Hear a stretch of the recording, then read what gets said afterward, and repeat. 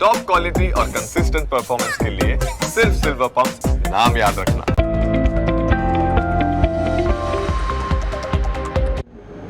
સ્વાગત ક્લોઝિંગ કેપિટલમાં આપ સૌનું સ્વાગત. હું યશ આપના સાથે. ભારતીય માર્કેટ સતત તેજીનો સંકેત આપવાનો પ્રયત્ન આજેનું મહત્ત્વ વધારે છે કરી રહ્યા છે, કારણ કે સમગ્ર સપ્તાહ દરમિયાન તો વેચવાલી હતી. 26,000ને ઉપર ફરી એકવાર નીકળવાની કોશિશ, વીકલી ક્લોઝ ઇન્ફેક્ટ આપવાની કોશિશ અત્યારે ફિલહાલ ઇન્ડેક્સે કરી છે. 25,993ના સોફાર હાઈ બન્યા છે. આગળ પછી સતત ચર્ચા યથાવત રાખીશું, પણ આવો આગળ વધીએ. અને હવે ખાસ જેપ ફિનસર્વના વરુણ પટેલ અને સાથે સાથે માર્કેટ એક્સપર્ટ દીપક ટકોદરા આપણી સાથે જોડાઈ રહ્યા છે. સ્વાગત આપ બંનેનું અને ખૂબ ખૂબ આભાર સમય ફાળવીને જોડાવા માટે થઈને. માર્કેટની પરિસ્થિતિ પહેલાં તો સમજી લઈએ. જેમ મેં કહ્યું એમ સમગ્ર અઠવાડિયું તો રેન્જમાં રહ્યા, ઘટાડો બતાવ્યો અને છેલ્લે હવે 26,000ના અટેમ્પ્ટ કરી રહ્યા છીએ વીકલી ક્લોઝ માટે થઈને. વીકલી ચાર્ટ્સમાં નિફ્ટીએ તો થોડું એટલીસ્ટ સપોર્ટ લેવાની કોશિશ કરી છે, ગયા અઠવાડિયાના લો તોડ્યા નથી, પણ બેંક નિફ્ટી એકદમ પ્રોપર દોજી બનાવી રહ્યું છે. શું ટ્રેન્ડ રિવર્સલના કોઈ સંકેત છે? Varun sir, good afternoon. સૌથી પહેલા યશભાઈ તમને અને તમારા વ્યુઅર્સને વેરી ગુડ આફ્ટરનૂન. જે રીતે તમે કહ્યું એ રીતે કે ડેફિનેટલી આ વીક બહુ જ ક્રુશિયલ હતું, અને જે રીતે વીકની શરૂઆત જી સર, હું આવું થોડી ક્ષણોમાં ફરી એકવાર. મને લાગે છે કદાચ ટેકનિકલ પ્રોબ્લેમ છે. દીપક સર, આપની માર્કેટની કમેન્ટ્રી પર નજર કરી લઈએ.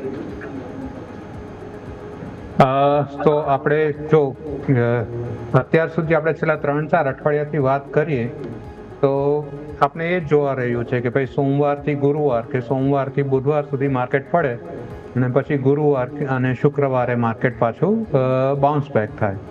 તો એ જ ટ્રેન્ડ અત્યારે બી ચાલી રહ્યો છે. તમે બેંક નિફ્ટીની વાત કરી તો આપણે પહેલા બેંક નિફ્ટી જોઈ લઈ. જી, સો બેંક નિફ્ટીનો વીકલી ચાર્ટ અગર આપણે જોશું ને તો 50-day moving average, simple moving average અને લાસ્ટ વીકના લો પાસે ડોજી બનાવી રહ્યું છે. તો રિવર્સલ કરતાં વધારે એક સિગ્નલ છે કે ભાઈ દેર ઇઝ અ ચાન્સ કે આ સાઇડવેઝ રહી શકે, રાઈટ. પણ 50 ડેની ઉપર 20 ડે મૂવિંગ એવરેજની ઉપર ક્લોઝિંગ થવું જરૂરી છે આજે. તો 20 ડે મૂવિંગ એવરેજ અત્યારે છે 59,080. તો 59,090 કે 59,100ની ઉપર જો આજે ક્લોઝ થશે ને તો આપણે એમ કહી શકીએ કે બેંક નિફ્ટીમાં રિવર્સલની શક્યતા વધી જશે. નિફ્ટીની આપણે વાત કરીએ તો નિફ્ટી પ્રીટી મચ જે ટ્રેન્ડ આપણે લાસ્ટ વીક વાત કરી હતી એ જ બરકરાર છે. 25,700, 25,700 અને 26,300 એ રેન્જ પકડીને ચાલી રહ્યું છે. જેમ લાસ્ટ વીક બી મેં જણાવ્યું હતું કે જ્યાં સુધી કોઈ ખરાબ ન્યૂઝ નહીં આવે ત્યાં સુધી 25,700ની નીચે ક્લોઝિંગ નહીં આવે, અને જ્યાં સુધી કોઈ બહુ સારા ન્યૂઝ નહીં આવે ત્યાં સુધી 26,300ની ઉપર ક્લોઝિંગ નહીં આવે. તો Nifty pretty much range bound જ ચાલુ. ઓકે, સો રેન્જ બાઉન્ડ સંકેતો અત્યારે ફિલહાલ અહીંયાથી ખાસ બનતા જોવા મળી રહ્યા છે.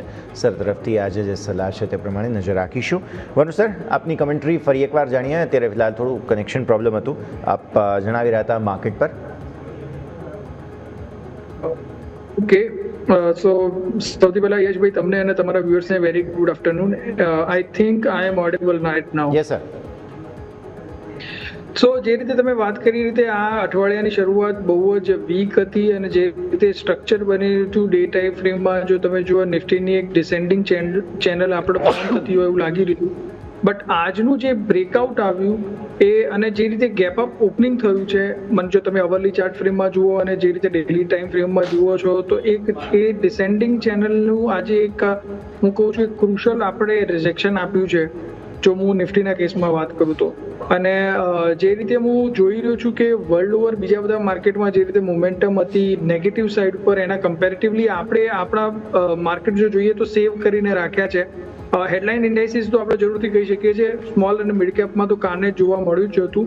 બટ ઓવરઓલ જો હું તમને કહું તો આ વીક આપણા માર્કેટ માટે નિફ્ટી, બેંક નિફ્ટી બંને માટે કમ્પેરેટિવલી ગ્લોબલ પિયર્સ સારું હતું. ચાર્ટ ઉપર ફોર્મેશન હજી પણ નથી સુધર્યું, એફઆઈના ડેટા હજી પણ નથી સુધર્યા, કેશમાં એ લોકો થોડું ઘણું બાય કરવા લાગ્યા છે, પણ એફએનડોમાં હજી પણ એમની પોઝિશન રેકોર્ડ શોર્ટ સાઇડ પર છે. તો આ બધા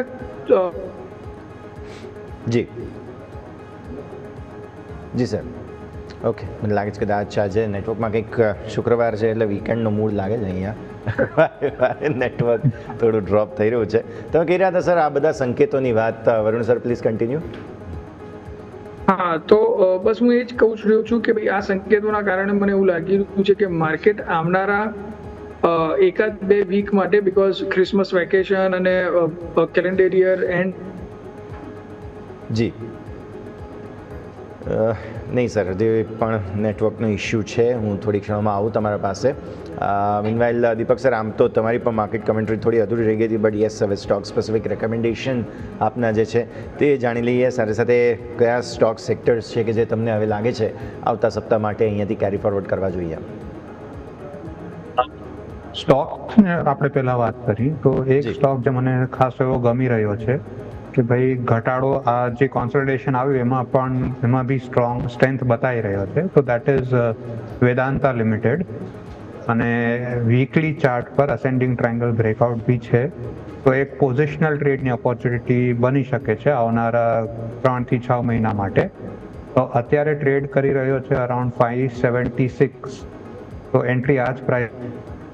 જી ઓકે, મને લાગે છે હજુ પણ નેટવર્કનો ઇશ્યુ છે. આપણે થોડી ક્ષણો બાદ સર તમારા પાસે ફરી એકવાર આવીએ. મીનવાઇલ અત્યારે ફિલહાલ તમે માર્કેટ પર જે કરી લો ક્વિકલી, તો એક રિજેક્શન આવી ગયું છે 25,993 આસપાસથી. સો ઓબ્વિયસલી તેના પર આપણે નજર જરૂરથી રાખવાની રહેશે. ઉપલા સ્તરોથી થોડું અત્યારે ઘટાડો આવ્યો છે અને મેં તમને કહ્યું એ પ્રમાણે કે વીકલી ક્લોઝ મળી રહ્યો છે આપણને, એટલે વીકલી ક્લોઝ કયા પ્રમાણે મળે છે તે પણ સમજવું બહુ જરૂરી બને. હવે બેંક નિફ્ટીએ ક્લિયર કટ સંદેશ આપી દીધો છે કે 59,100 ઉપર તો એમને રહેવામાં બિલકુલ રસ નથી અને આમ પણ આજે થોડું ઠંડુ જ રહ્યું છે બેંક્સ, તો એ પરિસ્થિતિને આપણે ખાસ ધ્યાન પર રાખવાની રહેશે. દીપક સર, આપના સ્ટોક સ્પેસિફિક રેકમેન્ડેશન જાણી લઈએ. હા, તો આપણે હમણાં જેમ વાત કરતા હતા સ્ટોક સ્પેસિફિક આપણે વેદાંતા ઉપર કોન્સન્ટ્રેટ કરીશું. વીકલી ચાર્ટ પર અસેન્ડિંગ ટ્રાયંગલ બ્રેકઆઉટ છે, 50 day moving average 200 day moving એવરેજની ઉપર છે. અત્યારે કરંટ માર્કેટ પ્રાઇસ 576 છે, તો એન્ટ્રી આ જ પ્રાઇઝે રહેશે. ટાર્ગેટ રહેશે 645 645 અને સ્ટોપ લોસ રહેશે 517 517. તરફથી આજે ખાસ એક રેકમેન્ડેશન આપણને જોવા મળી રહી છે, તે આપણે ધ્યાન પર રાખવાની રહેશે. ઓકે, આપણે સ્ટોક સ્પેસિફિક રેકમેન્ડેશન જાણી લઈએ. હવે ખાસ વરુણ સર, આપના પાસેથી કયા કયા સ્ટોક્સ અને સેક્ટર્સ પર ફોકસ? તો યશભાઈ, મને લાગી રહ્યું છે જે રીતે આપણે જો કેબલ સેક્ટરમાં જે રીતે મોમેન્ટમ બિલ્ડ થતું જોયું છે, પોલીકેપમાં આજે સારી મોમેન્ટમ હતી. આરઆર કાબેલનો જે ચાર્ટ સ્ટ્રક્ચર છે ડે ટાઈમ ફ્રેમમાં ખૂબ જ સારો છે, કન્સોલિડેશન બ્રેકઆઉટ ઇન્ડિકેટ કરી રહ્યો છે.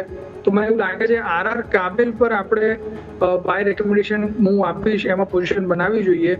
હાલ આ પ્રાઇસ ચાલે છે અરાઉન્ડ, જો તમે જુઓ તો 1500 ની નજીક 1480 આજુબાજુ ચાલે છે. 1350 રૂપિયાનો એસએલ રહેશે. ઉપરમાં જો 1550 ઉપર જો એ ટ્રેડ કરે છે તો મને લાગે છે તેજી બહુ જ લાંબી 1750 1800 સુધી જઈ શકે છે. સો ક્રુશિયલ એક રેઝિસ્ટન્સ ઝોન 1550 છે, જો એને સક્સેસફુલી એ નેવિગેટ કરી લે છે તો મને ડેફિનેટલી લાગે છે કે 1750 1800 સુધી જઈ શકે. ઓકે, તો સર તરફથી આરઆર કાબેલમાં આજે ફોકસ બનતું જોવા મળી રહ્યું છે. આ પણ બિલ્ડિંગ કન્સ્ટ્રક્શન અને રોડ મટીરિયલ્સ સાથે બધી ઇન્ફ્રાસ્ટ્રક્ચર કંપની આ બધા પર તો હવે ફોકસ હોવું જ જોઈએ, તો અહીંયા આપણે ખાસ નજર રાખવાની રહેશે. આવો આગળ વધીએ. હવે સ્ટોક સ્પેસિફિક ચર્ચા શરૂ કરીએ તો સૌથી પહેલાં ચર્ચામાં લાવીશ હું ઓલા ઇલેક્ટ્રિકને. જબરદસ્ત એક્શન વરુણ સર જોવા મળ્યો. પહેલાં તો પ્રમોટર પોતે વેચી શેરનો હિસ્સો પોતાનો ઓછો કરી અને કંપનીનું દેવું ઓછું કરવા માટેનો પ્રયત્ન કરી રહ્યા છે, અને બીજી તરફ તમે જુઓ તો લોન ઓછું કરવાનો પ્રયત્ન આમ સારું કહેવાય કંપની માટે, પણ એઝ અ પ્રમોટર એમનો પોતાનો હિસ્સો ઓછો થઈ રહ્યો છે. અહીંયા હવે 700 કરોડ રૂપિયા કંઈક એકત્ર કર્યા છે એમણે. હવે જોઈએ કેટલું દેવું ઓછું થાય છે અહીંયા. વરુણ સર, તો યશભાઈ, જ્યારે બી એને 40 રૂપિયાનું લેવલ તોડ્યું હતું કે જે એનો કન્ટિન્યુઅસલી સપોર્ટ ઝોન હતો, એના પછી જે એક મોટું કરેક્શન એક્સપેક્ટેડ હતું 25%નું, એ ઓલરેડી ડ્યુ થઈ ગયું છે. આ પ્રાઇસ ઉપર ઓલામાં હું એવું માનું છું બેલેન્સ શીટમાં કોઈ મોટા ચેન્જીસ નથી. બેલેન્સ શીટ હાલ તરત કંઈક નવી મોટી બદલાશે એના ચાન્સીસ પણ બહુ ઓછા છે. બટ ડિસ્પાઇટ ધેટ હું એવું માનું છું Ola is a good business at this price point, because આ પ્રાઇસ પોઈન્ટમાં ઓલમોસ્ટ મોટા ભાગનું નેગેટિવ ફેક્ટરિંગ થઈ ચૂક્યું છે. ટેકનિકલ્સ પણ તમે જુઓ તો મોટા ભાગના ટેકનિકલ્સ ઓવર 16 ઝોનમાંથી હવે બહાર આવવાનો પ્રયત્ન કરી રહ્યા છે. ડે ટાઈમ ફ્રેમમાં RSI તમે જુઓ તો એક નીચેના બેઝથી ઉપર જવાનો ટ્રાય કરી રહી છે. તો Ola is a good opportunity long term investors માટે બી. શોર્ટ ટર્મ ઇન્વેસ્ટર માટે મારો પ્રેફરન્સ રહેશે કે જ્યાં સુધી 38 રૂપિયા ક્રોસ નથી કરતો ત્યાં સુધી તમે બાય પોઝિશન ના બનાવો. એકવાર 38 રૂપિયા ક્રોસ કરી દે છે તો તમે આજનો જે હાઈ છે એના સ્ટોપ લોસ સાથે તમે ડેફિનેટલી પોઝિશન બનાવી શકો છો. ઉપરમાં 42 થી લઈને 50 સુધીના લેવલ આવી શકે છે શોર્ટ ટર્મ ઇન્વેસ્ટર્સ માટે 3 થી 4 મહિનાની અંદર. ઓકે, તો વ્યૂ આ પ્રમાણે અહીંયાથી ખાસ બનતો જોવા મળી રહ્યું છે. નજર રાખીશું ઓલા ઇલેક્ટ્રિક માટે થઈને. પણ ઓબ્વિયસલી આપણે જ્યારે હવે વીકલી ક્લોઝ તરફ આગળ વધ્યા છીએ તો આપણા સૌ કોઈનું ફોકસ જે છે તે એ જોવું જોઈએ કે આ અઠવાડિયામાં કયા કયા કાઉન્ટર્સ જે છે તે ખાસ હાઇલાઇટ થતા જોવા મળ્યા હતા. અને દીપક સર, તમારા નામનો એક સ્ટોક લઈને આવું છું, દીપક નાઇટ્રાઇટ. આ અઠવાડિયે 10% તેજી અને વીકલી ચાર્ટ્સ ઇન્ટરેસ્ટિંગ બન્યા છે. શું ઓબ્ઝર્વેશન્સ દીપક નાઇટ્રાઇટ? તમને લાગે છે ફાઇનલી બોટમ આઉટ થવાની કોશિશ કરી રહ્યો છે કે પછી તમે સલાહ આપશો કે અત્યારે ફિલહાલ બોટમ ફિશિંગ ન કરવું જોઈએ અહીંયા? જો અત્યારે એની પરિસ્થિતિ એવી છે કે ઇટ ઇઝ સ્ટક, એટલે આપણે કહીએ ને એક જગાએ. જી બિલકુલ. અને અત્યારે ટ્રેડ કરી રહ્યો છે 1664. તો 1671 એટલે આપણે એમ થોડું રાઉન્ડ ફિગરમાં લઈને ચાલીએ કે 1680 ની ઉપર ક્લોઝ થાય તો પછી એવી શક્યતા ખરી કે ભાઈ આ જઈ શકે 1850 ની આસપાસ સુધી. પણ 1680 ની ઉપર આજે કે સોમવારે ક્લોઝ થવું જરૂરી છે. કારણ કે ડેફિનેટલી બોટમમાં લોકોએ બાઇંગ કર્યું હશે, જે લોકોએ 1400-1500 ની આસપાસ બાઇંગ કર્યું હશે એ લોકો હવે પ્રોફિટ બુકિંગ કરવાનું કદાચ ચાલુ કરી શકે છે. ઓકે, સો આ છે દીપક નાઇટ્રાઇટ. આજે તો તેજી છે જ, આ અઠવાડિયે 9%ની તેજી છે સ્ટોકમાં. સો ઓબ્વિયસલી આ એક સ્ટોક હાઇલાઇટ થઈ રહ્યો છે. વરુણ સર, આ સમગ્ર વર્ષ દરમિયાન, કેમ કે હવે આપણે યર ટુ ડેટ ક્લોઝ તરફ આગળ વધી રહ્યા છીએ, તો આ સમગ્ર વર્ષ દરમિયાન જે સ્ટોક ના ચાલ્યો હોય તેની મેં બહુ પહેલાંથી ચર્ચા કરતો આવ્યો છું તમારા સાથે, કેમ કે હું તો જૂન મહિનાથી year to date top losers જોવા લાગુ. તો એક કાઉન્ટર છે પ્રાજ ઇન્ડસ્ટ્રીઝ. આખા વર્ષ દરમિયાન સર 60%નું વેચવાલી નુકસાન, એટલે ફાઇનલી આ અઠવાડિયે થોડી ખરીદદારી આવી. 12.2%ની તેજી આપણને જોવા મળી છે પ્રાજ ઇન્ડસ્ટ્રીઝ. હવે જે તેજી આવી યર ટુ ડેટમાં જે સેલિંગ હતું તેમાંથી થોડું બાઇંગ થઈ રહ્યું છે. શું અહીંયા કોઈ સપોર્ટની શક્યતા કે હજુ પણ તમે જુઓ છો નકારાત્મકતા યથાવત રહેશે? તો યશભાઈ, તમે બહુ સારી રીતે ઇન્ડિકેટ કર્યું. પ્રાજ ઇન્ડસ્ટ્રીના કેસમાં એક ક્લાસિકલ કેસ સ્ટડી છે. તમે જુઓ કે હ્યુજ તમે જોશો તો અત્યારે બહુ જ એની જે બેલેન્સ શીટ છે, ખાસ કરીને પ્રોફિટ લોસ જો તમે જોશો તો છેલ્લા 3-4 ક્વાર્ટરમાં સિગ્નિફિકન્ટલી ઘટ્યો છે. જેની પાછળનું કો રીઝન છે કે ભાઈ સર્ટેન માર્કેટ ડાયનેમિક્સ બદલાઈ રહ્યા છે. અને ઇવન જો તમે જોશો તો લાર્જર પર્સપેક્ટિવમાં હું એ જ વસ્તુ કહીશ કે આને આપણે કોરિલેટ કરી શકીએ છીએ સર્ટેન ન્યૂઝ ડેવલપમેન્ટની અરાઉન્ડ. જો તમે જોશો તો પ્રાજનું સારું એવું કામ છે ને ઇથેનોલ સાઇડનું હતું કે ઇથેનોલ મેન્યુફેક્ચરિંગ સાઇડનું હતું. અને એ બાજુ આપણે જોયું છે કે ભાઈ ગવર્મેન્ટ તરફથી જે ઇનિશિયેટિવ લેવામાં આવ્યું હતું કે ભાઈ 20% ઇથેનોલ બ્લેન્ડિંગને, પણ જ્યારે પબ્લિકમાં બહુ બ્લેકેશ થયું બિકોઝ લોકોને એવું લાગે છે કે વધારે પડતું ઇથેનોલ બ્લેન્ડિંગ એમના વ્હીકલ્સને બગાડી દીધું છે. તો આ સર્ટેન ન્યૂઝનો પણ એક મોટો ઇમ્પેક્ટ છે પ્રાજ ઉપર. જે રીતે રિઝલ્ટ પણ ડિલિવર થયા એ રીતે પણ બહુ નેગેટિવિટી હતી. તો બિકોઝ ઓફ ધેટ રીઝન જો તમે જુઓ તો પ્રાજ આટલો બધો ઘટ્યો છે. હજી પણ અહીંયાથી બેલેન્સ શીટ તરત નજીકના ભવિષ્યમાં સુધરે એવી શક્યતાઓ ઓછી છે. તો બિકોઝ ઓફ ધેટ રીઝન મને એવું લાગે છે કે પ્રાજ હાલ જરૂરથી થોડી રિકવરી બતાવી રહ્યો છે. બટ એઝ ઓફ નાઉ જ્યાં સુધી કંપનીના અરાઉન્ડ અને એના બિઝનેસના અરાઉન્ડમાં કંઈક પોઝિટિવ ન્યૂઝ આઉટકમ ના આવે કાં તો રિઝલ્ટમાં ચેન્જ ના આવે ત્યાં સુધી એને અવોઇડ જ કરવું જોઈએ. ક્લિયરલી અવોઇડનો વ્યૂ અહીંયાથી ખાસ બનતો જોવા મળી રહ્યું છે, નજર રાખવાની રહેશે. પણ આગળ વધીએ હવે ગ્લોબલી તમે જુઓ ને તો અત્યારે ફિલહાલ ઇન્ટરેસ્ટ રેટ્સને લઈને બહુ બધા ડિસ્કશન્સ ચાલે છે. એક તરફ તમે જુઓ તો બેંક ઓફ ઇંગ્લેન્ડ દ્વારા આપણને વ્યાજદરોમાં ઘટાડો કરવામાં આવ્યો, પરંતુ યુરોપના અન્ય જેટલા પણ સેન્ટ્રલાઇઝ બેંક્સ છે તેમણે વ્યાજદરો સ્ટેબલ રાખ્યા છે. અમેરિકામાં ફેડરલ રિઝર્વે વ્યાજદર ઘટાડી દીધા, ભારતમાં વ્યાજદર ઘટ્યા. પણ સર, વરુણ સર, તમને સવાલ આ કે બેંક ઓફ જાપાન વિપરીત દિશામાં જાય છે. 30 વર્ષનો હાઈએસ્ટ એવર ઇન્ટરેસ્ટ રેટ આજે અનાઉન્સ થયો 5% વધારા સાથે 0.75% ઇન્ટરેસ્ટ રેટ છે. મતલબ અત્યાર સુધી તે લોકો પૈસા જો બેંકમાં રાખતા તો એમને સામે પૈસા ચૂકવવા પડતા હતા. હવે તેને બદલે પરિસ્થિતિ વિપરીત થઈ છે અને જેપનીઝ લોકો જો બેંકમાં પૈસા રાખે તો 0.5% વ્યાજ એમને 0.5% આમ તો જો કે ઓફિશિયલ રેટ છે, એટલે અનઓફિશિયલી જે સર્વિસ વગેરે થાય ને રેટ્સ કમિશન કપાય પછી અલગ મળે, બટ સ્ટીલ આ હવે પરિસ્થિતિ અલગ ચાલી રહી છે. જેપનીઝ ઇકોનોમી અલગ દિશામાં છે અને આપણે જાણીએ છીએ કે જે જેપનીઝ માર્કેટ છે તેમાં આજકાલ ઇન્વેસ્ટમેન્ટ અને ઇનફેક્ટ 2025 બહુ લુક્રેટિવ રહ્યું હતું. જેપનીઝ માર્કેટ્સમાં બહુ સારી તેજી આપણે જોઈ છે, ઓલ ટાઈમ હાઈ બન્યા છે. પરિસ્થિતિ થોડું સમજાવો સર, અને શું તમને એવું લાગે છે કે જે જાપાનની પરિસ્થિતિ છે તેનાથી ભારતે કંઈ શીખવું જોઈએ કે પછી આપણે હજુ જે હાયર ઇન્ફ્લેશન રેટ્સને કારણે પ્રોબ્લેમેટિક સિચ્યુએશનમાં છીએ તો આપણે એ દિશામાં કદાચ નહીં જ જઈએ?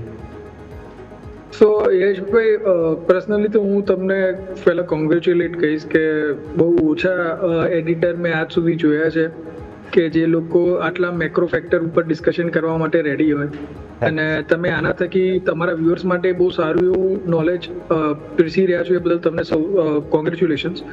સો આ મેક્રો ફેક્ટરને આપણે જો સમજીએ તો જ્યારે 1990માં સૌથી પહેલા QE સ્ટાર્ટ કરવાવાળી કન્ટ્રી જાપાન હતી અને એ લોકોએ નોનસ્ટોપ QE સ્ટાર્ટ કર્યું હતું. પછી એમના એક પ્રાઇમ મિનિસ્ટર આવી ગયા, આમ્બે. મે બી હું એમનું નામ સરખી રીતે ઉચ્ચારણ નથી કરી શકતો, but Shinzo Abe I think, અને આબે ઇકોનોમિક્સ એક કોટ બન્યું હતું. તો એમને પણ આ રીતે શું કર્યું કે જે સેન્ટ્રલ બેંકની બેલેન્સ શીટને એક્સપાન્ડ જ કરી ગયા હતા, અને જે રીતે મની પ્રિન્ટિંગ એ લોકોનું હતું, જે રીતે એ લોકોએ છેલ્લા ઘણા વર્ષોથી વ્યાજદર નીચા રાખ્યા હતા, અને એના કારણે અલ્ટિમેટલી એમની ઇકોનોમીમાં પહેલી વાર એમને ઇન્ફ્લેશન જોવા મળ્યું. છેલ્લા ઘણા વર્ષોથી એ લોકો ડિફ્લેશનથી પીડિત હતા. પહેલી વાર એમની ઇકોનોમીમાં ઇન્ફ્લેશન જોવા મળ્યું, અને ઇન્ફ્લેશન સીધું ઇન્ડિકેટ કરે છે ગ્રોથને. અને બિકોઝ ઓફ ધેટ રીઝન તમે જુઓ તો આ વર્ષે ચાઇનાનું માર્કેટ જો તમે ગ્લોબલ ટોપ 10 ઇકોનોમીમાં જુઓ તો સૌથી વધારે વધ્યું છે. તો બહુ વર્ષોની મહેનત બાદ બેંકને કંઈક સફળતા મળી છે ઇન્ફ્લેશન લાવવા માટે, કે લોકોની ડિમાન્ડ એટલી બધી ઇન્ક્રીઝ થઈ કે જે એકચ્યુઅલ પ્રોડક્શન અને સપ્લાયને આઉટપેસ કરે. તો આ એમના માટે એક બહુ સારું એવું હતું. ઓકે, આમાં એક રિવર્સ કયું જોવા મળ્યું તમને?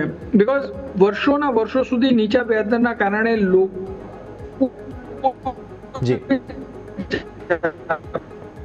માંથી પૈસા ઉઠાયા હતા, એને ઇન્વેસ્ટ કર્યા હતા બીજા બધા માર્કેટ્સમાં. ખાસ કરીને તમે જુઓ તો એની જે એક રિપલ ઇફેક્ટ આવી છે એ ક્રિપ્ટોકરન્સીમાં આવી છે. જ્યારથી જાપાનની બેંકે વ્યાજદર વધારવાના શરૂ કર્યા, તમે જુઓ ક્રિપ્ટોકરન્સી હેવીલી ડાઉન થઈ રહ્યા છે, ખાસ કરીને મીમ કોઇન્સ કે જે લોકો બિટકોઇન પછી આવ્યા હતા.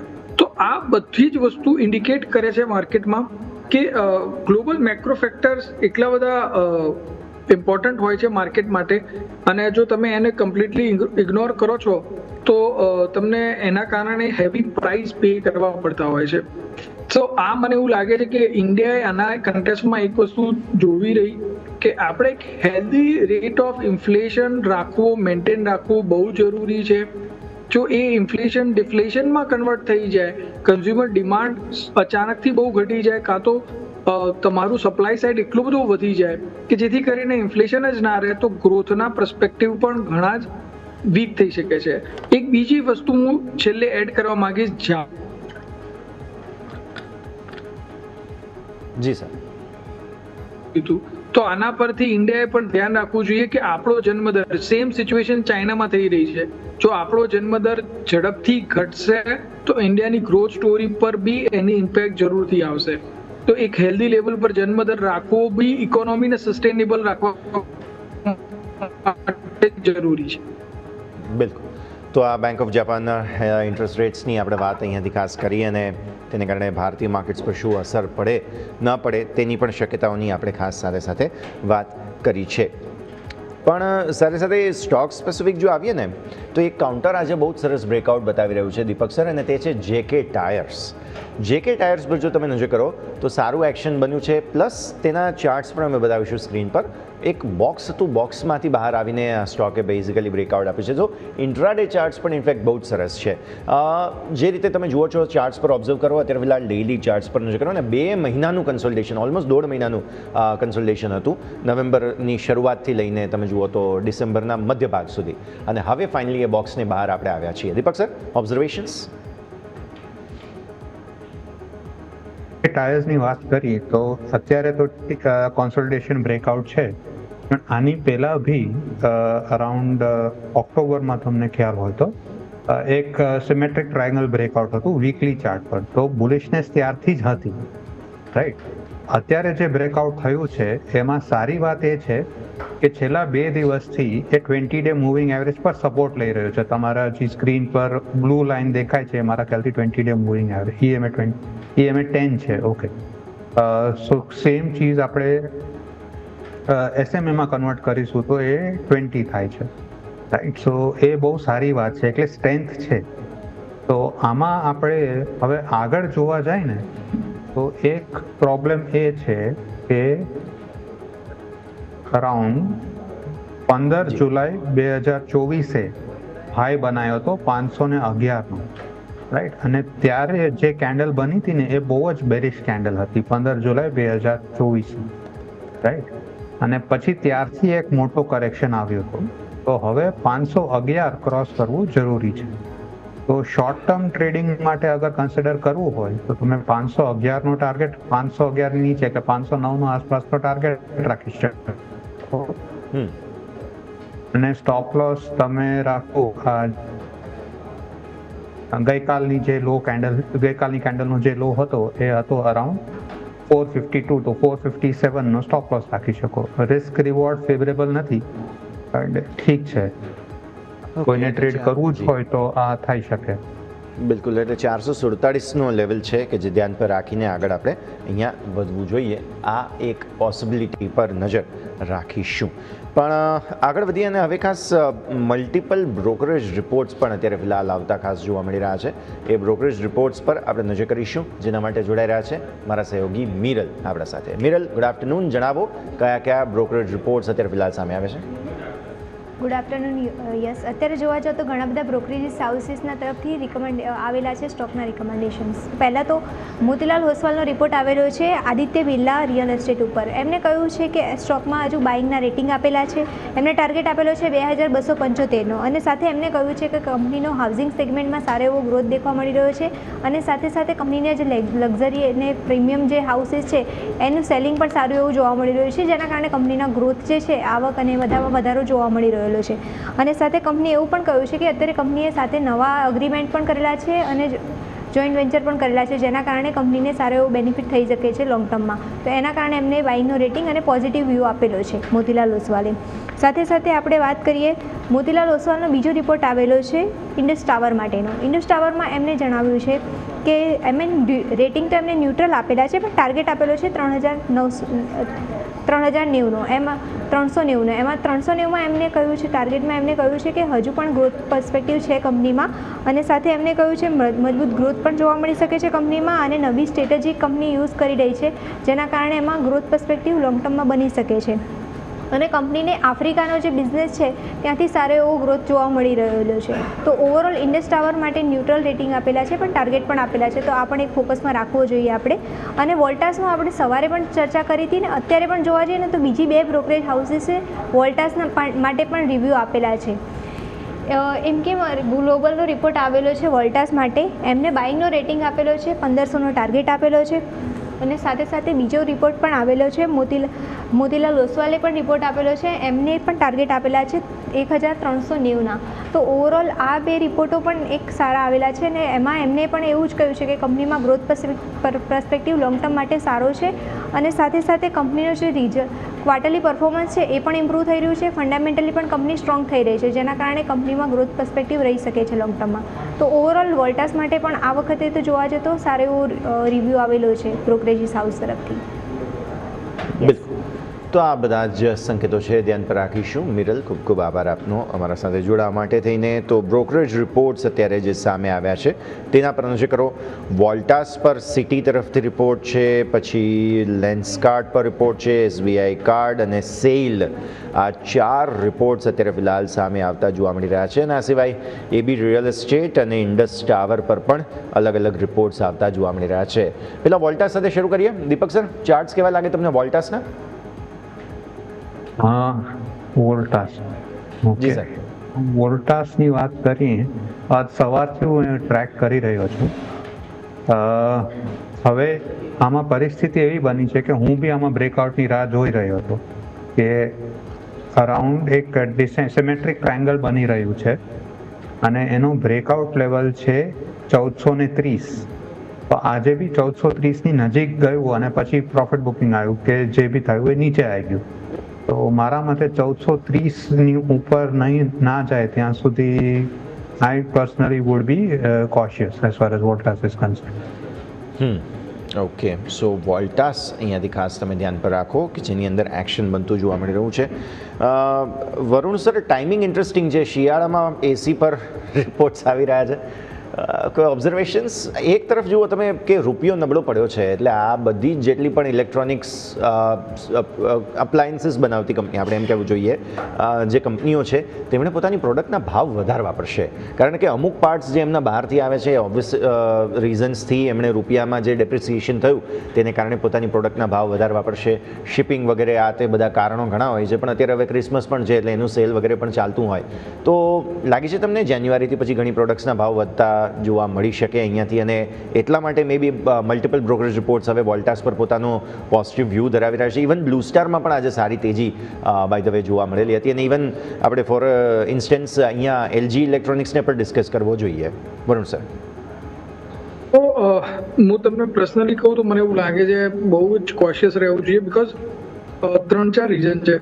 સૌથી પહેલા રીઝન એ છે કે આ વખત જો તમે જુઓ તો શિયાળો થોડો પાછળથી શરૂ થયો છે. તો તમે ઠંડીની મોસમ જો તમે જોશો ને તો યુઝ્યુઅલી આપણને ઓક્ટોબર મહિનાથી ફીલ થતી હતી, બટ હવે આ વખત ડિસેમ્બરથી સ્ટાર્ટ થઈ છે. તો મને ડર છે કે આ ઠંડીની ઇમ્પેક્ટ લગભગ માર્ચ એપ્રિલ સુધી પણ રહેશે અને ટેમ્પરેચર એટલું બધું નહીં વધે. પહેલું કારણ એ છે. બીજું કારણ એ છે કે LGના લિસ્ટિંગ બાદ જો કે LGનો એસીના માર્કેટમાં સ્ટેક પણ માર્કેટ શેર પણ ઘણો ઓછો છે કમ્પેર ટુ વોલ્ટાસ ને એ બધા. બટ અગેન એ એક હોલસમ ઇલેક્ટ્રોનિક્સ કંપની છે અને એ સારા PE પર ટ્રેડ થઈ રહી છે compare to Voltas.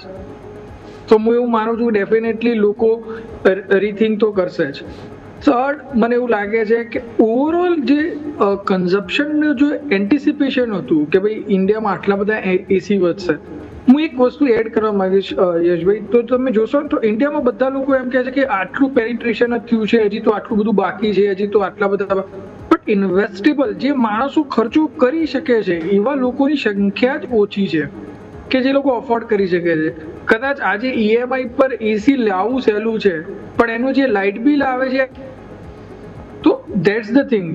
Light bill EMIમાં આવશે તો લોકો લેશે જરૂરથી એસી. તો એવી સ્કીમ શરૂ કરવાની જરૂર છે. તો પ્રેક્ટિકલી હું એવું માનું છું કે જે લિમિટ સુધી એસી વેચાવાની શક્યતાઓ હતી એની ઘણી નજીક આપણે પહોંચી ચૂક્યા છીએ. હવે અહીંયાથી બહુ મોટા ગ્રોથની એક્સપેક્ટેશન એસીના સેલ્સમાં પર્સનલી મને નથી દેખાઈ રહી.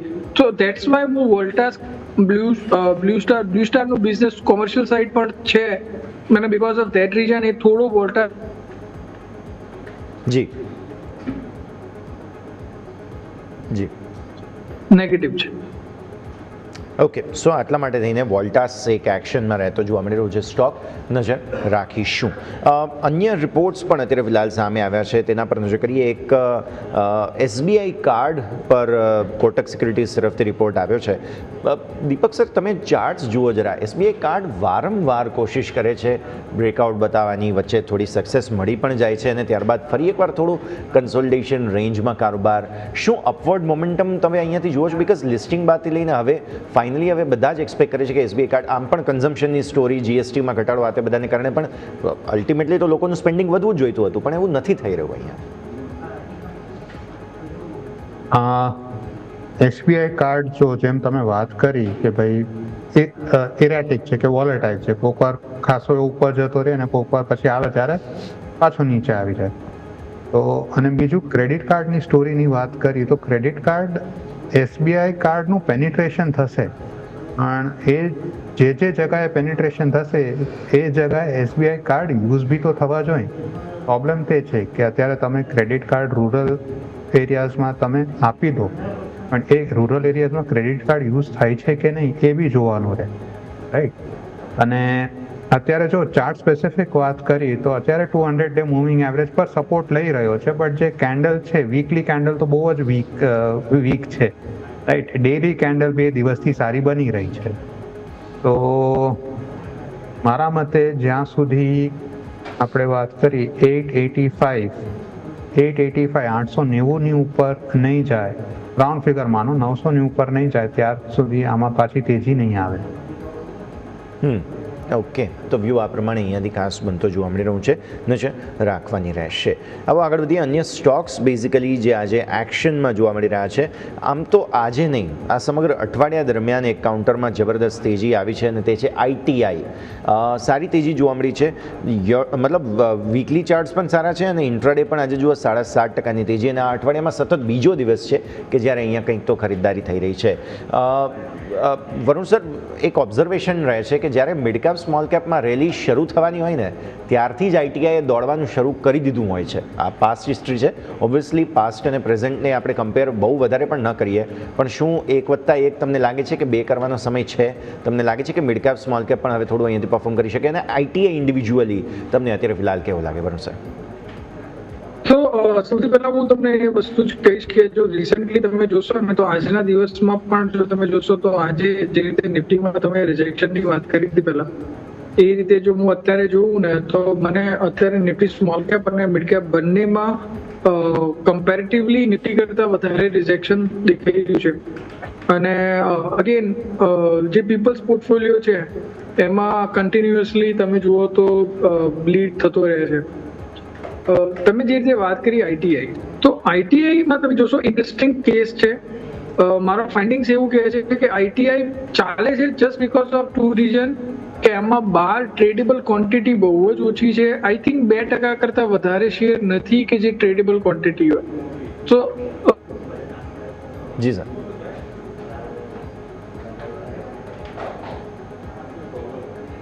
જી બિલકુલ, મને લાગે છે કદાચ સંપર્ક અપાયો છે સર સાથે. આપણે ફરી એકવાર સર સાથે સંપર્કનો પ્રયત્ન કરીએ. મીનવાઇલ માર્કેટ એક વખત સ્ક્રીન પર લઈને આવો. માર્કેટ પર નજર કરી લઈએ. અત્યારે ફિલહાલ ઉપલા સ્તરોથી પ્રોફિટ બુકિંગ આવતું જોવા મળી રહ્યું છે અને તમે જુઓ છો તે પ્રમાણે 25,993 આસપાસથી 25,950ની આસપાસ જે છે તે આપણે આજે આવતા જોવા મળી રહ્યા છીએ. તો આ પરિસ્થિતિને આપણે અહીંયાથી ખાસ ધ્યાન પર રાખીશું. ઇન્ટરેસ્ટિંગલી વોલ્ટિલિટી ઇન્ડેક્સ પર તમે નજર કરો, સતત ઘટાડો, અને આજે ઇન્ટ્રાડે લોઝ બનાવી રહ્યો છે વિક્સ.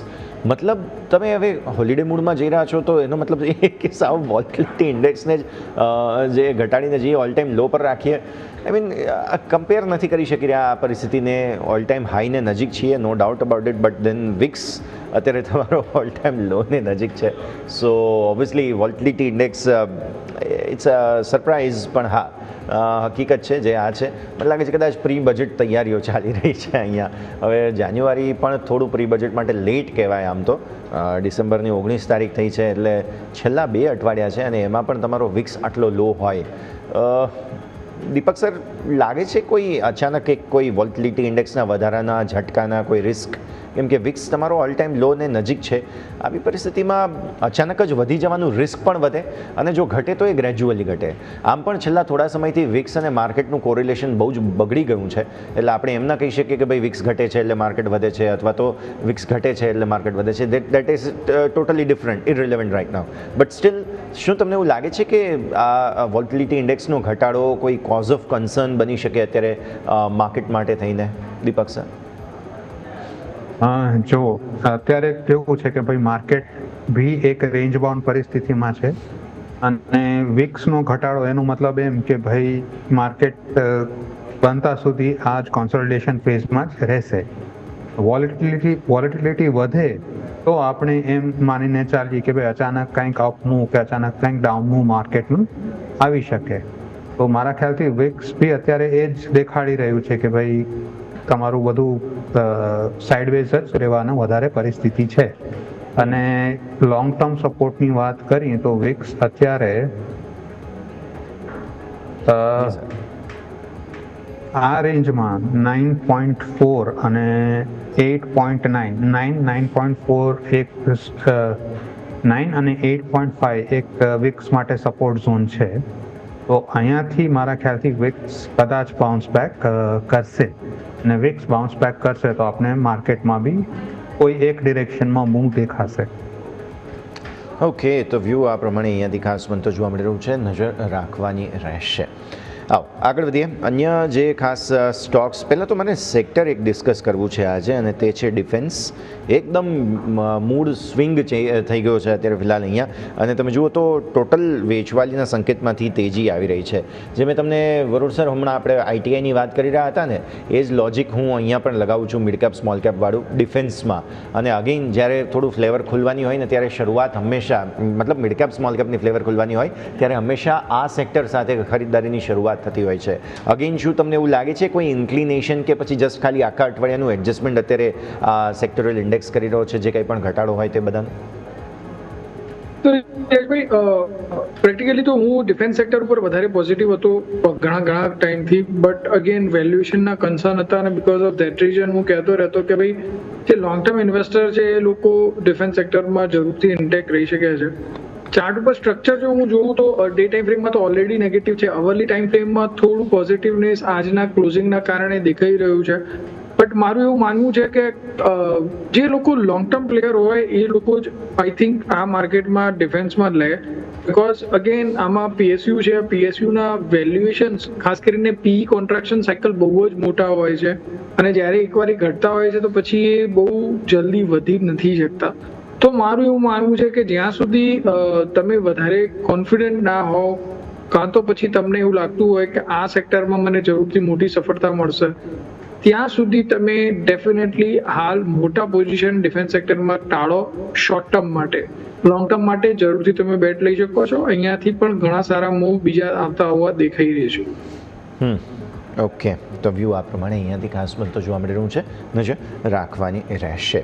આગળ વધીએ. અમુક સ્ટોક્સ ફરી એકવાર થોડા હું વીકલી ગેઇનર્સ પર, કેમ કે 3:05 થઈ જાય એટલે હવે વીકલી ટોપ ગેઇનર્સ લૂઝર્સ પર નજર કરીએ. AIIL એટલે કે દીપક સર ઓથમ ઇન્વેસ્ટમેન્ટ પર નજર કરો. સારી તેજી આપણને 11% આસપાસની આ અઠવાડિયે જોવા મળેલી છે, અને ત્રીજી તરફી એક્શનને કારણે થઈને ઓવરઓલ વીકલી ક્લોઝ સારો મળી રહ્યો છે. ઓલરેડી પરફોર્મન્સ બહુ જબરદસ્ત બતાવી ચૂક્યો છે ઓથમ ઇન્વેસ્ટમેન્ટ. શું હજુ પણ ફોલોઅપ મૂવ તમે એન્ટિસિપેટ કરો છો અહીંયાથી? સો ઓથમ ઇન્વેસ્ટમેન્ટ હું ઠીક છે. સો વીકલી ચાર્ટ, જેમ આપણે વીકલીની વાત કરી રહ્યા છીએ, તો વીકલી ચાર્ટ પર તો ખાસી એવી સ્ટ્રોંગ કેન્ડલ છે, અને આ કેન્ડલ બની છે 200 ડે EMA પર સપોર્ટ લઈને, રાઈટ. ચાર્ટ વીકલી છે પણ મૂવિંગ એવરેજ ડેલી છે, અને આજે 50 ડે મૂવિંગ એવરેજની ઉપર ક્લોઝિંગ આપી રહ્યું છે. તો બધા ઇન્ડિકેશન્સ તો એવું જ કહે છે કે દેર ઇઝ અ ચાન્સ કે અપમૂવ આવી શકે છે આમાં. ઓકે, તો વ્યૂ આ પ્રમાણે અહીંયાથી ખાસ બની રહ્યું છે. હજુ પણ ટોપ ગેઇનર્સ વીકલી બેઝિસ પર જો જોઈએ તો તેમાંથી એક M&M ફિનાન્શિયલ સર્વિસીસ પર નજર કરો. ઓલરેડી આ સ્ટોકે બહુ જ સરસ પરફોર્મ કરેલું છે. એવું નથી કે વીકલી ગેઇનર છે, સારી તેજી યર ટુ ડેટના હિસાબે પણ આપણને જોવા મળેલી છે. હવે અહીંયાથી આગળ ફોરવર્ડ લુકિંગ કઈ રીતે જવું જોઈએ આપણે, કેમ કે હમણાં આજે એક રિપોર્ટ જોઈ રહ્યા હતા વરુણ સર અમે, કે જેમાં વિદેશી રોકાણકારો ફાઇનલી હવે NBFCsમાંથી અથવા તો ફિનાન્શિયલ્સમાંથી થોડું એક્ઝિટ લઈ રહ્યા છે, અને તેઓએ બીજા સેક્ટર્સમાં એન્ટ્રી કરવાનું શરૂ કર્યું છે. શું તમને એવું લાગે છે કે હવે M&M ફાઇનાન્સ ભલે હવે લેટ ચાલવાનું શરૂ થયો, બટ હવે અહીંયા પણ થોડો હવે થાક ખાવો જોઈએ આ સ્ટોકે? તો એ જ બી હું જોઈ રહ્યો છું કે જે કહેવાય ને કે છેલ્લા એક દશકમાં નતા ચાલે એ સ્ટોક હવે ચાલી રહ્યા છે. તમે L&T ફાઇનાન્સ જુઓ, આદિત્ય બિરલા કેપિટલ જુઓ, તો M&M finance one of that stock છે. અને જનરલી આટલા બધા ટાઈમ પછી જ્યારે કન્સોલિડેશન બ્રેકઆઉટ થતું હોય તો મોમેન્ટમ જલ્દી ફિઝલ આઉટ થતું નથી. અગેન NBFC એક એવો હાઈ રિસ્ક બિઝનેસ છે કે એક નેગેટિવ સાયકલ આવી જાય, તમારું ક્રેડિટ રેટિંગ બગડે, કાં તો પછી તમારી લોન બુકમાં કંઈક ઘટાડો એવો સારો એવો આવી જાય, તો ડેફિનેટલી પ્રાઇસ ડાઉન થતા હોય છે. બટ જ્યાં સુધી હું માનું છું અને જે રીતે મંથલી ટાઈમ ફ્રેમમાં સ્ટ્રક્ચર છે એ રીતે જોતા હજી અહીંયાથી ઉપરના સ્તરના મૂવ આવવાના ચાન્સીસ છે. સ્ટોપ લોસ થોડો ડીપ રહેશે અહીંયા, બીકોઝ આપણે અહીંયા થોડું લોંગ વ્યૂ લઈ રહ્યા છીએ. 295 સ્ટોપ લોસ રહી શકે છે. ઉપરમાં મારું એવું માનવું છે કે એકવાર માટે 500 સુધીના લેવલ પણ આવી શકે છે આવનારા 1 થી 1.5 વર્ષની અંદર.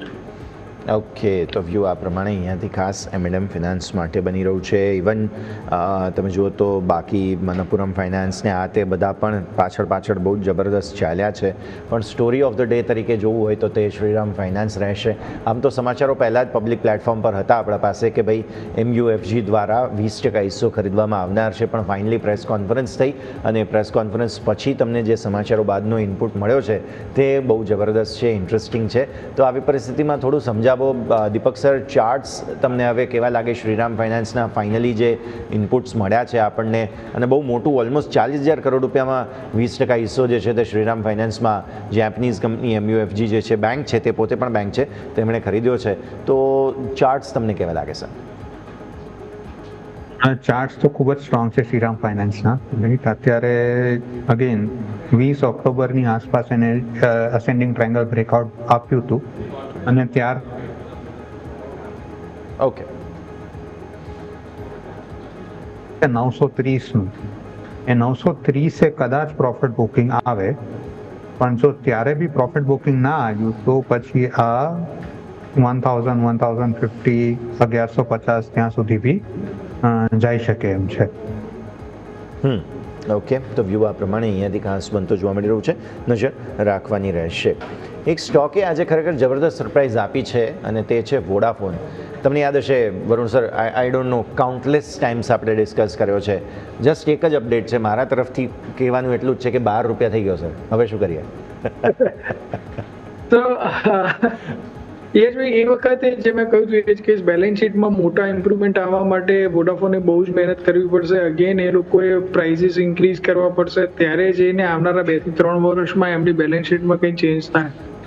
આ પ્રાઇસ પોઈન્ટ ઉપર ઓલરેડી સારું એવું ફેક્ટરિંગ થઈ ચૂક્યું છે, બટ ટેકનિકલ ગ્રાઉન્ડ પર સ્ટોક બહુ જ સ્ટ્રોંગ છે. અગેન મેં એ વખત પણ કહ્યું હતું એ જ કહીશ કે 9 રૂપિયાનો SL રહેશે, ઉપરમાં 16 થી 18 રૂપિયાના લેવલ આવનારા 1 થી 2 વર્ષની અંદર ટાર્ગેટ જરૂરથી રહેશે. બિલકુલ.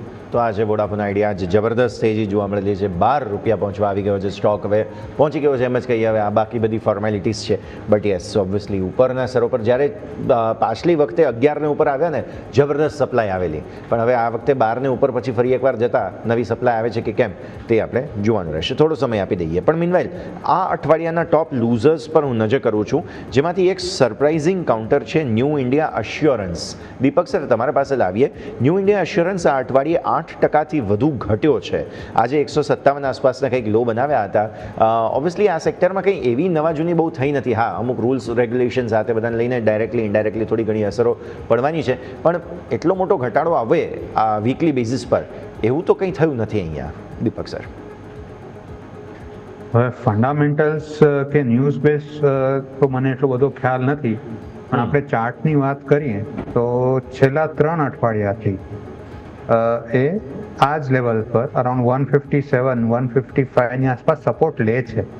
રાઈટ, આની પહેલા આપણે બેક ટુ બેક ગયું અઠવાડિયું નહીં ને એની પહેલાંનું અઠવાડિયું બી જોઈએ તો ત્યારે બી એ પડ્યો તો અરાઉન્ડ 6.5% અને 155 આસપાસ સપોર્ટ લીધો હતો, અને ગયા અઠવાડિયે એક પોઝિટિવ ક્લોઝિંગ આપ્યું હતું. ગયા અઠવાડિયે 7% ભાગ્યો હતો. તો મારા ખ્યાલથી આ એક રેન્જ પકડી લીધી છે બિટવીન 175 and 155. તો એ રેન્જમાં કોન્સોલિડેટ કરી રહ્યો છે. હવે 155 કે 154 ની નીચે જાય તો પછી આપણે કદાચ 135 કે 145 જોવા મળશે. 135 જોવા મળશે, 140, 135 જોવા મળશે જો 154 ની નીચે ગયું તો. ઓકે, તો વ્યૂ આ પ્રમાણે અહીંયાથી ખાસ બનતો જોવા મળી રહ્યું છે, નજર રાખવાની રહેશે. આવો આગળ વધીએ અને હવે આજે બમ્પર લિસ્ટિંગ જે થયું છે આઈસીઆઈસી પ્રૂ એએમસીનું, સર વરુણ સર તમારા કમેન્ટ્સ એન્ટિસિપેટેડ હતું કે આવો જોરદાર રિસ્પોન્સ મળશે? કેમ કે એએમસી કંપની છે એટલે ઓબ્વિયસલી એમના જે કહેવાય ને કે એન્કર ઇન્વેસ્ટમેન્ટ ને એન્કર બુક જે છે તે જબરદસ્ત હતી, પણ એ પછી પણ જે રિસ્પોન્સ છે તેને કારણે થઈને 20% ઉપર ખુલવો અને ત્યારબાદ પણ કન્વિક્શન બતાવવું, લિસ્ટિંગ બાદ કઈ રીતે જુઓ છો વરુણ સર? અને જેમની પાસે હોય તેમણે શું કરવું જોઈએ? જી અનમ્યુટ કરવું પડશે સર. જી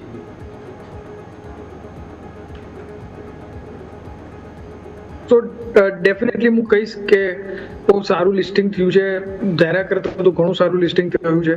અને અગેન હું કહીશ કે બે ફેક્ટર કામ કરી ગયા. સૌથી પહેલું તો જો તમે જુઓ તો સેબી દ્વારા જે નવા રૂલ્સ બુધવારે ડિક્લેર થયા એના કારણે એક પોઝિટિવ મોમેન્ટમ હતું. સેકન્ડલી જો તમે જુઓ તો આ કેપિટલ જી સર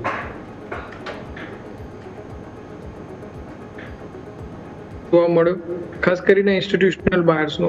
તો આ રીઝનના કારણે મને એવું લાગે છે કે આનું લિસ્ટિંગ બહુ જ સારું થયું છે. બટ આ પ્રાઇસ ઉપર ઓલરેડી સારું એવું ફેક્ટરિંગ થઈ ગયું છે. પીઈ પણ સારો એવો છે, ઇન્ડસ્ટ્રીનો હાઈએસ્ટ પીઈ એને અત્યારે ઓફર થઈ રહ્યો છે. તો આ બધા ફેક્ટરના કારણે મને એવું લાગે છે કે જેને એકચ્યુઅલમાં આઈપીઓ અલોટ થયા હોય એમને એટલીસ્ટ અત્યારે પૂરતું એમનું પ્રોફિટ બુક કરી લેવો જોઈએ. અને જો અહીંયાથી નીચે ઘટાડામાં મળે છે તો પછી એમને વિચારવું, કન્સિડર કરવું જોઈએ એને ફરીથી લેવા માટે. ઓકે, તો પછી ઘટાડે ખરીદવાનો વ્યૂ, અત્યારે ફિલહાલ પ્રોફિટ બુકિંગનો વ્યૂ પણ બનતો જોવા મળી રહ્યો છે, નજર રાખીશું. આગળ વધીએ, હવે 3:15નો સમય એટલે હવે ફાઇનલી વીકલી ગેઇનર્સ લૂઝર્સને પ્રોપરલી આપણે ડિસ્કસ કરવાનો સમય આવી ગયો છે.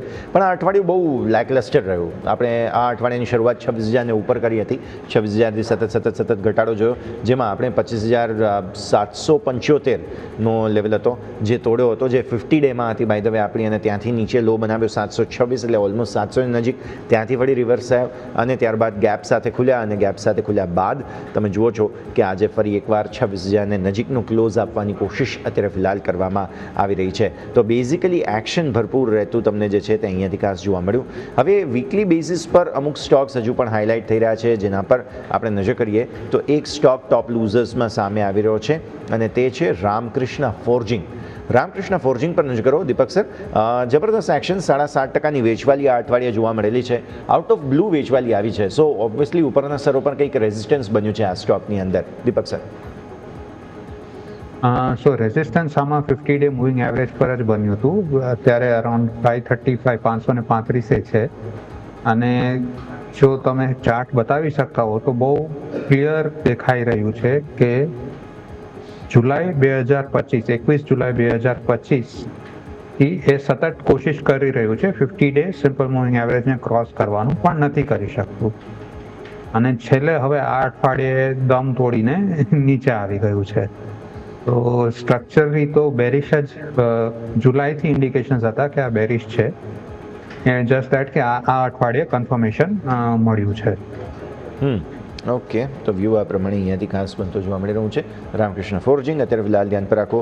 અન્ય ટોપ ગેનર્સ પર નજર કરીએ તો એક ડીમર્જરનું કાઉન્ટર છે સર, વેદાંતા. વરુણ સર તમારા પાસે લાવીએ. ઓબ્વિયસલી ડીમર્જરને મંજૂરી મળી ગઈ છે અને હવે ધીરે ધીરે તેઓ પોતાનું જે 5 કંપનીઓની અંદર જે અલગ કારોબાર વેપાર અલગ કરવાની જે વાત હતી તેના ઉપર તેઓ આગળ વધશે.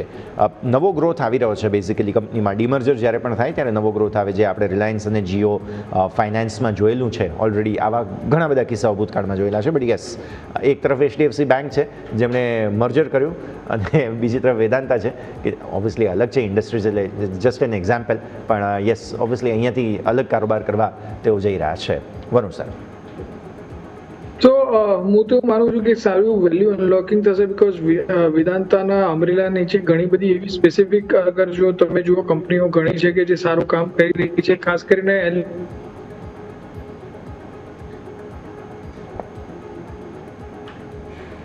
જી વેલ્યુ અનલોકિંગ થશે. સેકન્ડલી મારું એવું માનવું છે કે જે રીતે ચાર્ટ ઉપર સ્ટ્રક્ચર છે એ રીતે જોતા તો ડેફિનેટલી વેદાંતા ઘણો સ્ટ્રોંગ લાગી રહ્યો છે.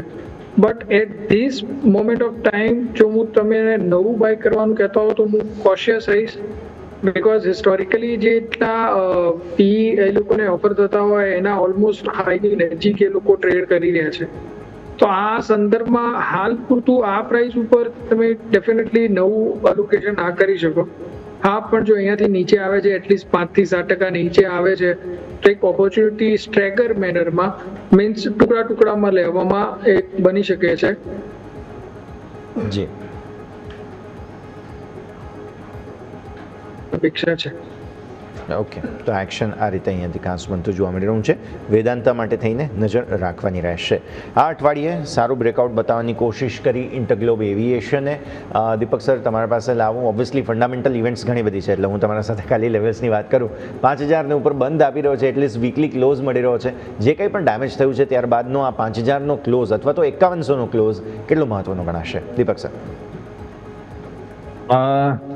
આ અત્યારે કેવું થયું છે કે આમાં લોકોને સસ્તો દેખાણો છે અને people have bought it, right. આ અઠવાડિયાનું તમે વોલ્યુમ જશો તો એ સારું છે, પણ ગયા અઠવાડિયા કરતાં તો બહુ ઓછું છે. ગયા અઠવાડિયાનું અડધું છે વોલ્યુમ. અને બીજી આપણે જે વાત કરી કે ગયા અઠવાડિયે જે ગેપ ડાઉન આપણે મળ્યું હતું એ અરાઉન્ડ ગેપ છે તમારો 5265 એટલે 5300, 5300. તો 5300 ની ઉપર ક્લોઝ થશે તો આપને વધારે કોન્ફિડન્સ આવશે. સો અત્યારે શક્યતા એવી છે કે જે ગયા વીકે કેન્ડલ બનાવી હતી, રાઈટ, એના જ હાઈ ને લો વચ્ચે ફર્યા કરે એવી શક્યતા વધારે છે. કારણ કે આમાં હજી આ લોકો જે રજૂઆત કરવાની છે પાર્લામેન્ટમાં કે જે કરેક્ટિવ મેજર્સ લેવાના છે એના પરથી પાર્લામેન્ટથી શું કમેન્ટ્સ આવે એ હજી આપને ખબર નથી. જો એ કમેન્ટ્સ એડવર્સ આવી તો પછી આ સ્ટોક વધારે નીચે જશે. બિલકુલ, મારા ખ્યાલથી એમની પેશી થઈ ગઈ છે પાર્લામેન્ટ સ્ટેન્ડિંગ કમિટી પાસે. તે appeared before the parliament standing committee, પણ હજી પાર્લામેન્ટ સ્ટેન્ડિંગ કમિટીનું રિવર્ટ નથી આવ્યું. બિલકુલ, તો આ એક્શન અહીંયાથી ખાસ બનતું જોવા મળી રહ્યું છે, નજર રાખીશું. પણ આ અઠવાડિયાના ટોપ લૂઝર્સમાં સર એક કાઉન્ટર ખરેખર સરપ્રાઇઝ આપે છે. વરુણ સર, તમારા માટે સવાલ, અને તે છે ઝોમેટો એટલે કે એટર્નલ. ન માત્ર એટર્નલ પરંતુ સ્વિગીમાં પણ ઘટાડો હતો. એટર્નલમાં 4% વીકલી બેઝિસ પર ઘટાડો છે. સ્વિગીની અંદર પણ ઘટાડો હતો. આ સિવાય તમે ફાસ્ટ ફૂડ રેસ્ટોરન્ટ્સ જોશો ને તો તેની અંદર પણ વેચવાલી જોવા મળી રહી, જેમ કે જ્યુબિલન્ટ ફૂડ વર્ક્સ, ત્યારબાદ દેવિયાની ઇન્ટરનેશનલ છે, સફાયર ફૂડ્સ છે. આ બધાની અંદર કંઈક યુનાનિમસ અચાનક જ કંઈક સેક્ટોરિયલી વેચવાલી આવી ગયેલી હતી. એટલે ફૂડ ડિલિવરી એપ્સ હોય કે તેને બનાવનારી કંપની, મતલબ તે રેસ્ટોરન્ટ, તે બધાની અંદર કંઈક સેક્ટોરિયલી પ્રોબ્લેમ થયો હતો.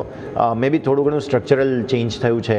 અને આમ તો મને સરપ્રાઇઝ એ હતી કે ભાઈ હવે તો આપણે પાર્ટીનો સમય છે અને ક્રિસમસ વગેરે આવી રહી છે. આવી સ્થિતિમાં આ સેક્ટરમાં વેચવાલી કેમ આવી અચાનક? તો યશભાઈ, જો તમે જોશો ને તો એટર્નલનો કેસ હું સ્પેસિફિકલી તમને કહું તો જ્યારે એને 350 ઉપરનો હાઈ લગાવ્યો અને બહુ જ એની આજુબાજુ ઓપ્ટિમિઝમ હતું ઓન ધેટ ટાઈમ. મને યાદ છે, આ 2-3 મહિના પહેલાની વાત છે કે જ્યારે હું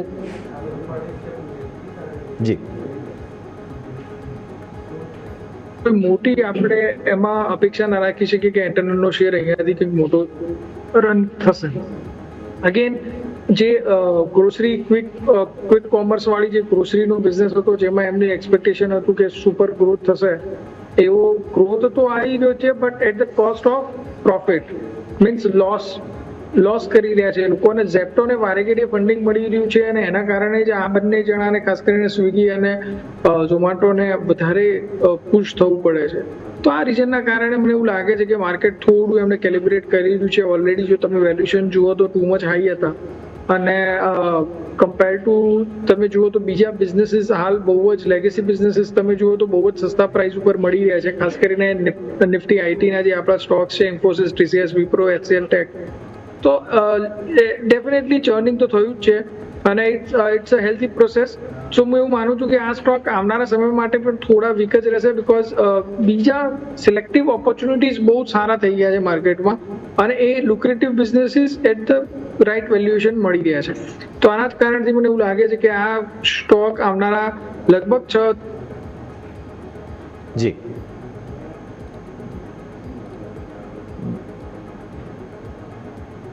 જી બિલકુલ, તો આ સંકેતો છે કે જેને ખાસ અત્યારે ફિલહાલ આપણે ધ્યાન પર રાખીશું. પણ આવો ધીરે ધીરે ક્લોઝિંગ તરફ આગળ વધી રહ્યા છીએ. એક સ્ટોક મારે ડિસ્કસ કરવો જોઈએ ડેફિનેટલી ઓટોમાંથી, તે છે JBM ઓટો. દીપક સર, વીકલી 5 નહીં, ઇનફેક્ટ ઇન્ટ્રાડે છે 5%ની આસપાસની સારી મજબૂતી જોવા મળેલી છે. સારું એક્શન છે સ્ટોકની અંદર. કઈ રીતે જોઈએ સર 5%ની મજબૂતી બાદ આ કાઉન્ટરને JBM ઓટો? તો JBM ઓટો અગેન આજે 5% ઉપર તો ગયું છે, પણ તમે જોશો તો 583ની આસપાસ જઈને પ્રોફિટ બુકિંગ આવ્યું છે, અને એ 583 is your 20-day EMA, exponential moving average, right. તો હવે સોમવારની આપણે વાત કરીએ તો સોમવારે 583ની ઉપર ક્લોઝિંગ જોશે તો આગળ જતા આ સ્ટોક હજુ ઉપર જઈ શકે. ઓકે, તો વ્યૂ આ પ્રમાણે JBM ઓટો ઇન્ટ્રાડે સારી મજબૂતી અત્યારે ફિલહાલ છેલ્લે આવતી જોવા મળી રહી છે. તો આ સ્થિતિને આપણે ખાસ ધ્યાન પર રાખીશું. આપણે JK ટાયર ડિસ્કસ કર્યો હતો, પણ ઇવન CEAT વગેરે જુઓ તો બધામાં પણ એકંદરે સારી તેજી આવી છે. JBM ઓટો આપણે વાત કરી તેમ ઓટો એન્સેલરીમાં ટાયર સ્ટોક્સ આવે છે. ઇન જનરલ ટાયર સ્ટોક્સમાં કંઈક સારી ખરીદદારી જોવા મળેલી છે. ક્રૂડ પ્રાઇસીસ અથવા તો રો મટીરિયલ પ્રાઇસીસની ઇફેક્ટ હોઈ શકે અહીંયા, વરુણ સર? કઈ રીતે સમજીએ કે પછી વીકલી અગેન એડજસ્ટમેન્ટ્સ વગેરે થઈ રહ્યા છે? કેમ કે આખું અઠવાડિયું માર્કેટે જે કંઈ પણ કર્યું તેના એડજસ્ટમેન્ટ્સ મે બી પોસિબલ છે કે અત્યારે ફિલહાલ થઈ રહ્યા હોય? યશભાઈ, તમારું ઓબ્ઝર્વેશન બિલકુલ સાચું છે કે ક્રૂડ પ્રાઇસમાં જે રીતે ઘટાડો આવ્યો છે એનો જ એક બેનિફિટ આપણને આજે ટાયર સેક્ટરના સ્ટોક્સમાં જોવા મળી રહ્યો છે કે જે કૃત્રિમ રબર બનાવવા માટે જરૂરી રો મટીરિયલ એમને ક્રૂડના બાય પ્રોસેસમાંથી મળે છે. સો મારું એવું માનવું છે કે બીકોઝ જો તમે જુઓ તો જે રીતે ક્રૂડના પ્રાઇસીસ ઘટી રહ્યા છે, અને હજી ચાર્ટ ઉપર જો સ્ટ્રક્ચર જુઓ ક્રૂડનું, તો હજી અહીંયાથી ઓર ઘટવાના ચાન્સીસ છે. એટલીસ્ટ આઈ બિલીવ એટલીસ્ટ 20% ઓર કરેક્શન ક્રૂડના પ્રાઇસીસમાં આવવાના ચાન્સીસ છે. અને જો આ વસ્તુ થાય છે તો આ જે કંપનીઓ કે એઝ રો મટીરિયલ તરીકે ક્રૂડના બાય પ્રોડક્ટ યુઝ કરે છે એ લોકોને હ્યુજ બેનિફિટ થઈ શકે છે. તેના કારણે હું ટાયર સેક્ટર ઉપર હાલ પૂરતો ઓપ્ટિમિસ્ટ છું. અને જે રીતે જો સ્ટ્રક્ચર તમે જુઓ અક્રોસ ધ બોર્ડ બધા સ્ટોક્સમાં જોવા મળી રહ્યું છે, ખાસ કરીને તમે જે રીતે JK ટાયરની વાત કરી એમાં જે હ્યુજ આપણે બિલ્ડઅપ જોઈ રહ્યા છીએ આજના દિવસમાં નહીં, બટ જો તમે છેલ્લા 6 મહિનાનો ચાર્ટ જુઓ તો પણ એને બહુ થોરલી સારું પરફોર્મ કર્યું છે. CEATનો તમે ચાર્ટ જુઓ તો CEATનું પણ પરફોર્મન્સ ખૂબ જ સારું રહ્યું છે. હાલાકી થોડા ઉપરના પ્રાઇસથી ત્યાંથી પણ ઘટાડો આવ્યો છે, બટ મને એવું લાગે છે કે અહીંયાથી આ જે ટાયર સ્ટોક છે એક ફેવરેટ થીમ હોઈ શકે છે આવનારા 15 થી 20 દિવસની અંદર. જો ક્રૂડના પ્રાઇસીસ અહીંયા ને અહીંયા સ્ટેબલ કાં તો અહીંયાથી ડાઉન થાય છે તો. ઓકે, તો ટાયર સ્ટોક્સની ઓલરેડી આપણે વાત કરી જ હતા, જેની અંદર CEAT પણ એક છાલું ખાસ ઓબ્ઝર્વેશનમાં આવ્યું તો તેની પણ ચર્ચા કરી. પણ આ સર્વિસ સમિતિ કોઈ રજા લેવાનો દીપક સર, જેટલી આપણે ચર્ચા કરી આપના સ્ટાન્ડર્ડ ડિસ્ક્લોઝર્સ. સો આજે આપણે ઘણા સ્ટોક્સ અને સેક્ટર્સ ડિસ્કસ કર્યા. મારી કે મારી ફેમિલીની આ કોઈ બી સ્ટોકમાં પોઝિશન નથી કે હોલ્ડિંગ નથી. મેં મારા એસોસિએટ્સ કે મારા ક્લાયન્ટ્સને રેકમેન્ડેશન કર્યા હોઈ શકે. બિલકુલ. વરુણ સર, આપના તરફથી? તો યશભાઈ, ઘણા બધા સ્ટોક અને સેક્ટર પર આપણે ચર્ચા કરી છે. મારી કે મારા પરિવારની એમાં કોઈ સીધી પોઝિશન નથી. હા, મેં મારા ક્લાયન્ટ કે એસોસિએટને એના પર કન્સલ્ટ કર્યા હોઈ શકે છે. મને આ શોમાં બોલાવવા બદલ આપનો ખૂબ ખૂબ આભાર. થેન્ક યુ, ખૂબ આભાર વરુણ સર અને દીપક સર સમય ફાળવીને અમારા સાથે જોડાવા માટે, and wish you happy weekend. Thank you. તો માર્કેટ્સ પર નજર કરી લઈએ. વીકલી બેઝિસ પર markets no doubt daily basis પર આપણે આખું અઠવાડિયું ઘટાડા બાદ વધારો જોયો છે, પણ વીકલી બેઝિસ પર નિફ્ટીનો ફોર્મેશન ઓકે છે, બહુ કંઈ ખાસ નથી. પણ હા, ગયા અઠવાડિયાના લો આપણે પ્રોટેક્ટ કર્યા છે, જે લેવલ બન્યા હતા 693 અને આ વખતના લો બન્યા છે 726ના. પણ બેંક નિફ્ટીના વીકલી ચાર્ટ્સમાં વધારે પ્રોબ્લેમ છે. અહીંયા તમને જોવા મળે છે પ્રોપર ડોજી ફોર્મેશન, એટલે વીકલી ક્લોઝ એટલો સારો જોવા મળ્યો નથી.